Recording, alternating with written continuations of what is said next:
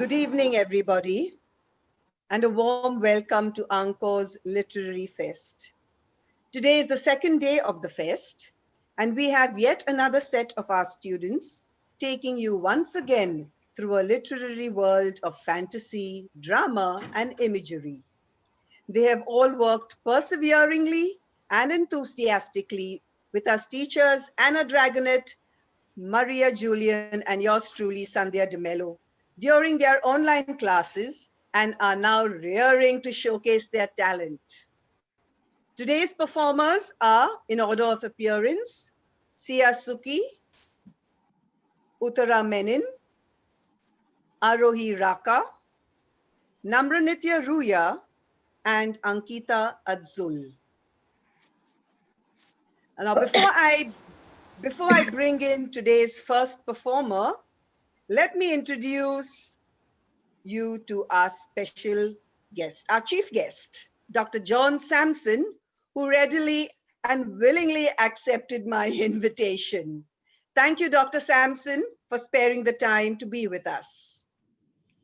John is a dental surgeon with a keen interest in storytelling, theater, music, and gardening. Apart from his impressive dental degrees and experience, John has a master's in creative writing from the University of Exeter in the United Kingdom. John regularly participates in storytelling events in Pune and other cities. He is also an avid footballer and a badminton player. So, a big welcome to our multi-talented chief guest, Dr. John Samson. We welcome you, Dr. John. Yeah, thank you so much, Sandy, for those kind words. You deserve them. You've earned them, John. Yes. Without further delay, let's start. We begin today's session with one of our junior kids, Sia, who will be performing a Ken Nesbitt poem. Now, Ken Nesbitt is a world-renowned American children's poet who was named the Children's Poet Laureate in 2013. He is especially known for composing humorous children's poems, and his poems and writings include imagery of outrageous happenings before ending on a realistic note. Many of his poems make fun of school life. Let's listen to what Sia has for us. Hello, Sia. Please tell us how old you are and why you chose to recite this poem. I am 8 years old. I chose this poem because once I also dreamt that I was a beautiful bird and I was flying in the sky. This poem exactly describes my dream. Oh, such a sweet response. Thank you. Are you ready to begin? Yes, ma'am. Please start. I dreamed that I was flying by Ken Nesbitt. I dreamed that I was in my room when, much to my surprise, I found that if I flapped my arm, it made me start to rise. I waved my arms a little more and floated off the ground. I rose up to the ceiling and I had a look around. I flapped around my bedroom, then decided what I'd do. I opened up my window, waved my arms, and out I flew. I flew around the city with surprising grace and ease. I sailed around the rooftops and soared among the trees. I chased a pair of pigeons around the playground in the park. I raced beside a robin, then covered it with a lark. And when I tired of flying and decided I should rest, I joined a sleeping eagle for a nap inside his nest. I woke confused this morning and I had to scratch my head, for underneath my covers I found feathers in my bed. Thank you. Lovely. Thank you, Sia, for that charming performance. You delighted us with the mysterious magic of your poem. Next, we have Uthara Menin, our storyteller. Uthara has an imaginative mind and loves to express her ideas through the stories she writes. In fact, she has a blog of her very own, which she fills in with her creations. The story she is going to present is an Italian folk tale, which she has tweaked and condensed especially for the poem, for the fest. I'm sorry. Let's listen in keenly to this story to understand the beautiful moral the story brings out. Hello, Uthara. There you are. Can you tell us why you chose to narrate this story? Ma'am, it's because there is my plea to justice. There are people who don't get enough justice, and we think they're like, less from us, but they're not actually.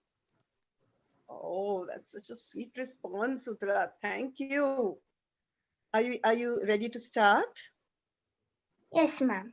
Come on, go ahead. The Bell of Atri. Long time ago, there was a city called Atri. The king of Atri was kind and generous. He wanted all his subjects to be treated justly. So he ordered a bell to be put up on the tall tower. All of his subjects came to the all his subjects were very thankful to him as he announced, whoever thinks has not been treated justly may ring the bell and justice shall be served. All were very excited, and not a single person in Atri was ever unjustified. One day, a horse happened to pass by. Now the bell rope was worn out and had to be replaced by a grapevine. The poor hungry horse, seeing the green fresh leaves of the grapevine, went up to it and started chewing on the leaves. Every bite made the bell ring louder. Ding dong! Ding dong! All the people came running and asked, who rang the bell? The judge came running hesitantly and asked, what is it? They all were surprised to see a creature ringing the bell. They all were lost in thoughts, started thinking, whose horse is this? Then the postman came forward and said, I think I know this horse. He belongs to the old soldier and has fought battles with him and trusted him all his life, favored him all his life. Now look at this poor creature, how it has been abandoned when it has become old. All the people thought this was not right with the horse. So it was taken to the king. The king heard its story patiently and then immediately summoned the old soldier. The soldier was trembling in fear when he reached the court.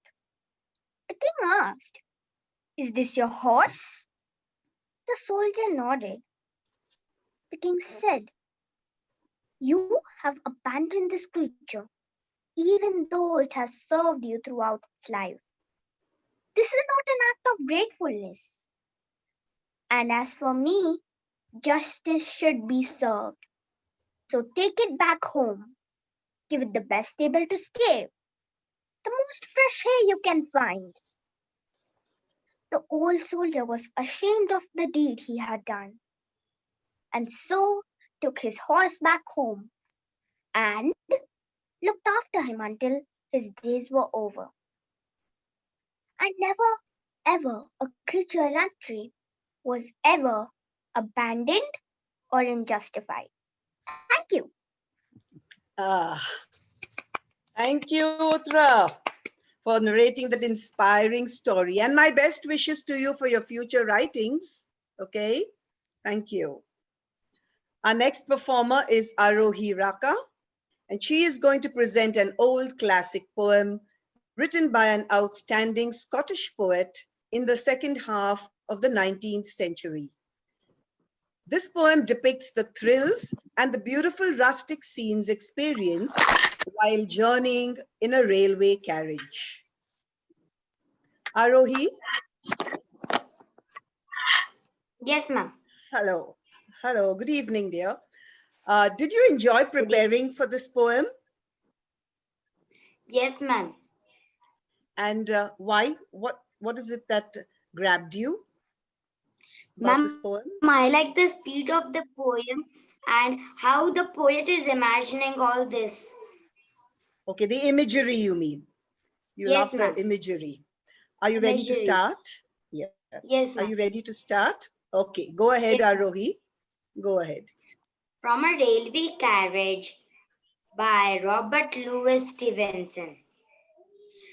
Faster than fairies, faster than witches, bridges and houses, hedges and ditches, and charging along like troops in a battle, all through the meadows, the horses and the cattle, all of the sight of the hill and the plain, fly as thick as driving rain, and ever again in a wink of an eye, painted stations whistle by. Here is a child who clambers and scrambles all by himself, gathering brambles. Here is a tramp who stands and gazes, and there is a green for stringing the daisies. Here is a cart run away on the road, lumping along with man and a load.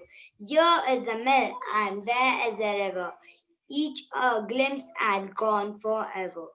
By Robert Louis Stevenson. Thank you. Thank you, Aarohi, for that Oh, thrilling performance. how sweet. Show your train again. Oh, let's see your train. Oh, wow. That was some effort. Thank you. We didn't see it earlier.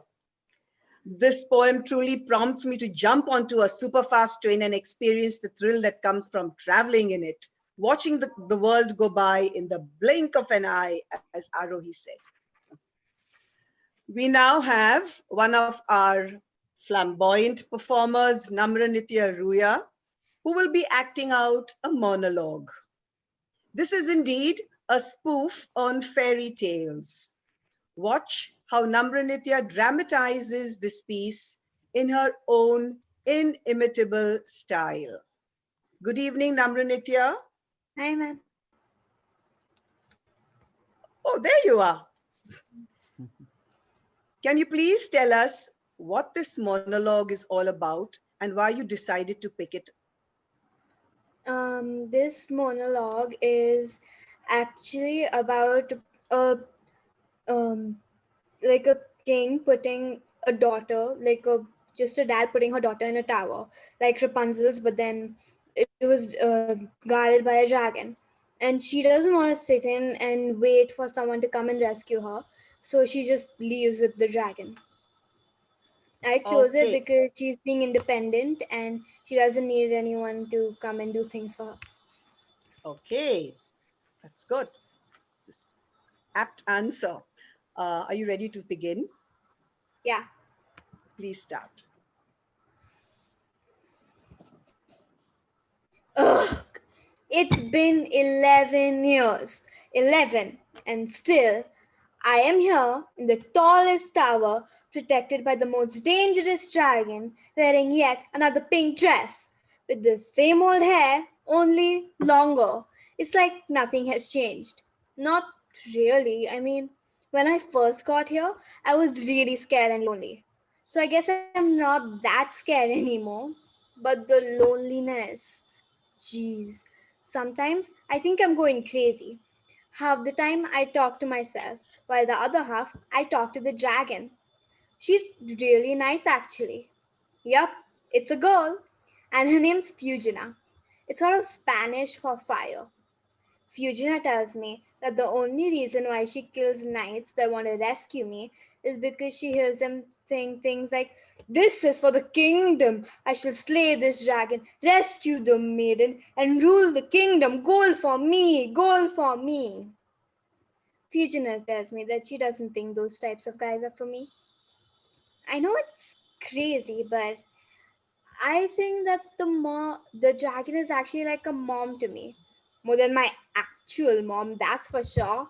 I mean, couldn't she have stopped Dad from sending me to this tower to wait for my true love?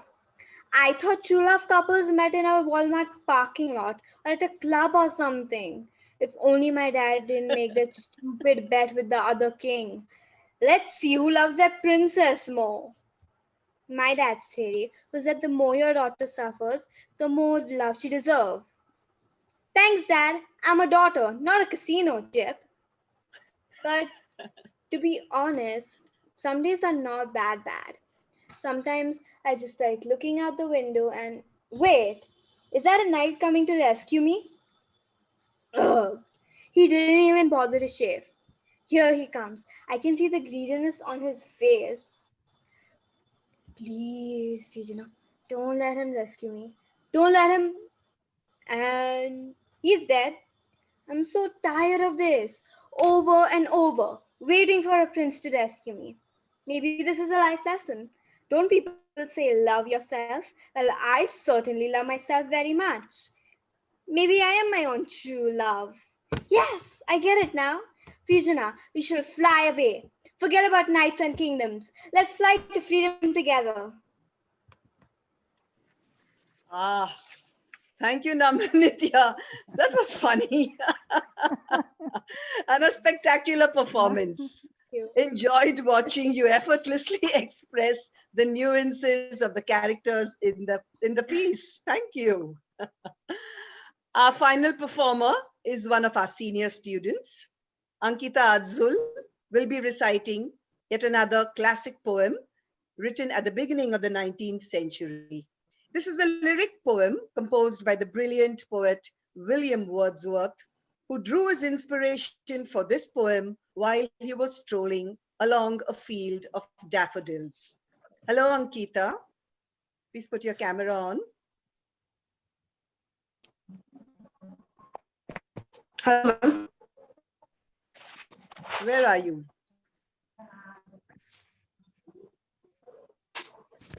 Oh, whoa, Can't see me? I can. You're looking lovely in that beautiful setting, I must say.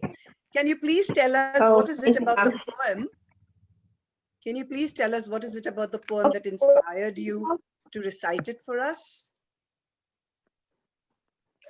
Actually, like, I don't need someone to be happy. Like, even we need some friends or somebody to be happy.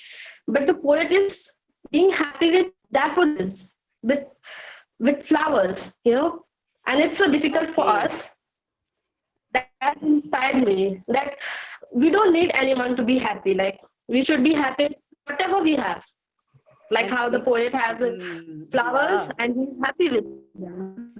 That is nature, right? Are you happy with nature? That's nature. Are you happy being with nature, Ankita? Yes, ma'am. Of course, I'm happy with this nature. Okay. The lovely trees and flowers.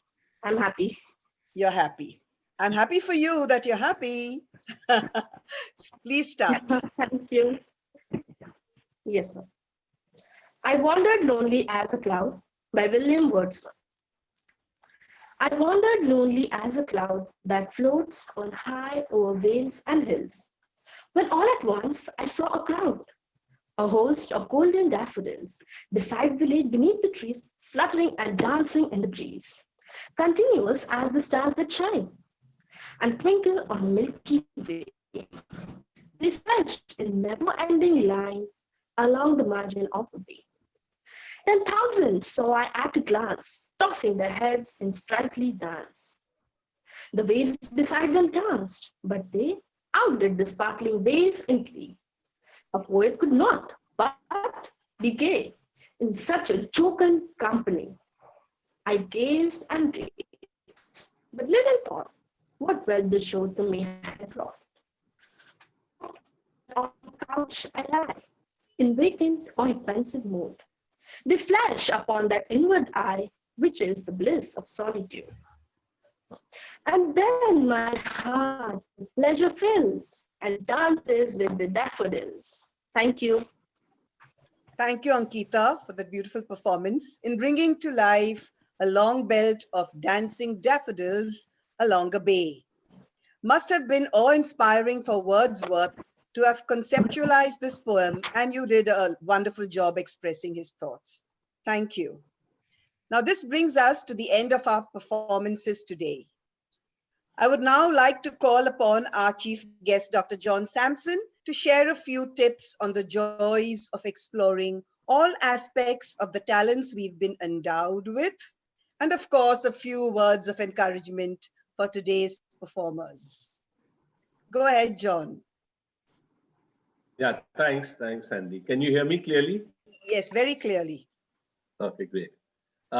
Yeah, so it was a pleasure to be with all of you, and I was pleasantly surprised at how well everybody performed their pieces, and there was so much of variety, and there were so many different insights and kind of different innovations, which I will address individually for each and every one of the ones who spoke today. So I'll start with Sia Suki. I dreamed that I was flying. I'm so happy, Sia, that you chose this poem. It's very imaginative, and it gives a sense of freedom. The whole thing of dreaming that one is flying. Thank you. And yeah, and tell me a little bit about the dream that you had. I had I was a beautiful bird. Then I was flying around the sky, and I was flying here, and then I made new friends like birds, and then I was flying with them, and then I was then I got and song I don't remember in my dream. It's like song goes like being free. So thank you. That was very nice that you brought a personal experience of yours, and I really like the fact that you dreamt that you were a bird. So that makes it very enchanting, and to hear that before the poem was especially delightful for me. I like the way you shared your own dream. That was very nice. I also like that how the poem ended. Feathers in my bed. So connecting the dream state and reality in a very interesting manner. So that was a wonderful line to end with. Thank you. I found all the tellers were very expressive and well prepared. It's a pleasure for a listener to hear that, and especially when there's a coherence, a clarity, where we don't have to strain to hear. So that was for me a distinctive appreciation that I had for all of you. So coming now to Uthara Menon. Am I pronouncing your name right? Yes, Uthara Menon? Okay. Yes. So, okay. So you told the story of the bell of Atri, and your voice also was clear as a bell.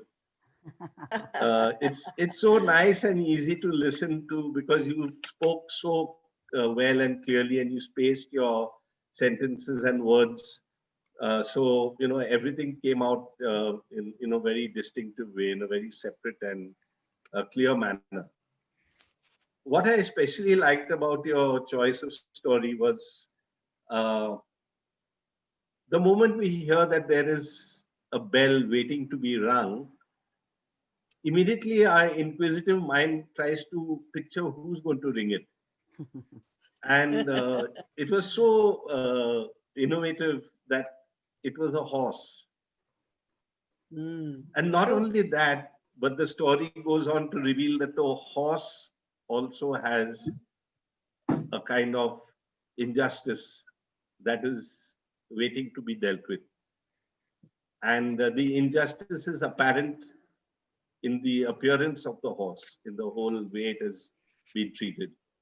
So I really enjoyed your choice of story. And I also like the fact that you've, at this young age, have started writing a blog. Could you say a little more about that, what you write in your blog? In my blog, I write about my life incidents. It's all about my life. Oh, Fiction, all fiction. I mean, Okay. non-fiction. Non-fiction. Non-fiction. Okay. Okay. That's so nice. And how old are you now, if I may ask? I'm 9 years old. And you've been writing the blog since when? Since September. Oh, okay. How nice.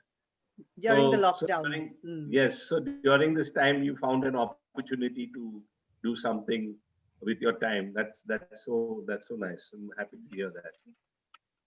So it's great to have heard your story, and I was also very pleased to know that you are writing a blog. Uh, all the best and great success for your effort. John, Thank you. just a minute. We do not have too much time. We have just 6 minutes. So we'd have to, speed up. Yeah, it's 7:30 on my this thing, Sandy. So we have. I 6 got We must have minutes. started early. now. We've got 6 We've- minutes left. We've got 6 minutes left. Okay. Yeah, I have enough time. Okay, great, So great. then I go Yeah, to. yeah, it's very nice what you're doing. Yeah, Aarohi. brilliant. I go to Yes. Aarohi now. Yes, please. Yes. So Aarohi, I really like the fact that you gave the kind of in the way you expressed the poem, especially in the beginning. I really got the speed of the train, and as the scenery is passing by, that really came out. I almost felt that I was in the train, so that was great. And it was a wonderful idea to show a train model that really kind of gave a lot of uh, drive to your to the telling of the poem. Did you make it yourself, that model? I don't think she's stuck. I think her. Yes, her ma'am. picture is- Okay. Oh, you made it yourself? Yes, sir. Okay, Yes, sir. how nice. How nice. I really needed to know that because Aarohi, please it was answer. Aarohi, it was please a beautiful. Yeah, I got it. Beautiful. That was beautiful. Well made. I'm glad that I wanted to know whether you made it yourself. I'm glad to hear you did. I'm going to move on without any further ado to Namranitya. Namranitya, I felt your story was a very innovative looking at the ideas that we are saddled with. And I think this is one of the best ways of rediscovering how we need to look at ourselves, and especially the social dilemma that women face, that how to check the box of society in terms of marriage, but at the same time hold on to their much valued independence.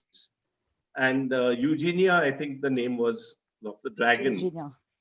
Fugina, F with an Fugina. F. Yeah. Fugina.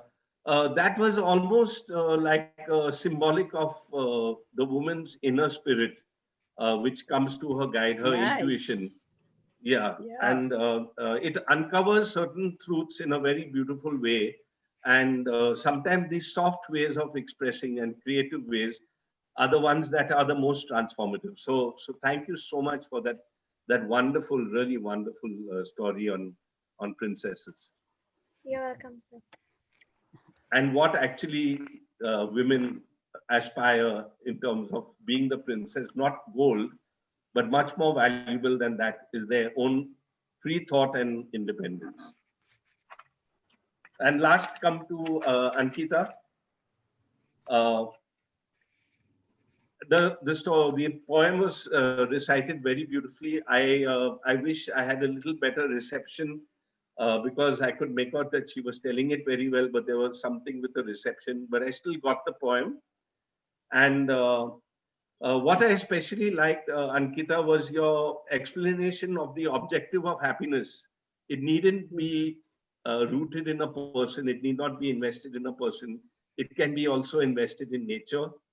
And the likelihood of not being disappointed is much more when one Yes. invests in True. something which which has a certain permanence and a certain constancy, rather than investing one's happiness with somebody else, which may be a fragile kind of investment. I really, really liked how you said that about investing happiness in nature. So that was a lamplight before the poem which you recited. I enjoyed the poem. It's an old favorite. So I was happy to hear it again today. That's it from me. I wrap up by saying thank you for a wonderful evening, and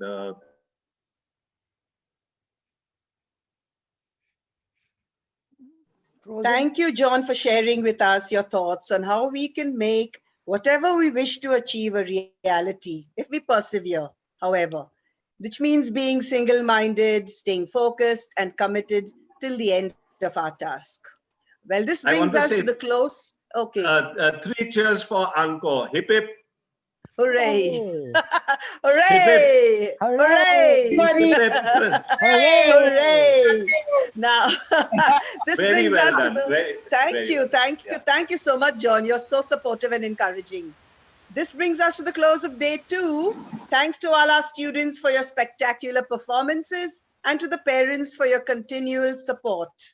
Thank you, John, for being with us, and our best wishes to you in all your future endeavors. Now, do not forget to link in again tomorrow at 7 for yet another fabulous evening. Miss Anna will send you the invitations.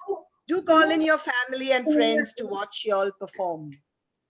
Good night, all, and have a good evening.